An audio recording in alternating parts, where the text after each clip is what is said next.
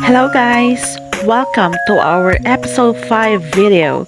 Today I'm gonna teach you how to cook chicken tinola. And here are the ingredients.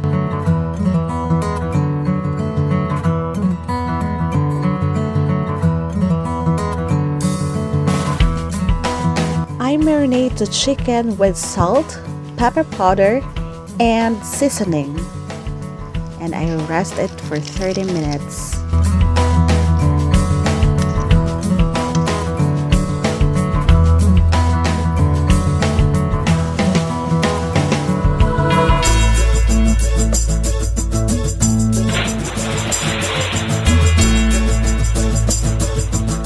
Let's saute the garlic, onion, and ginger.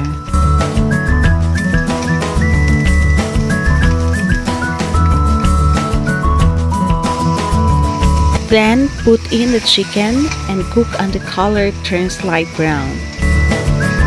I add lemongrass for aroma. Pour in the water and simmer for 40 minutes. Add the red bell pepper and fish sauce. After 40 minutes, add the papaya or chayote and simmer for 5 minutes.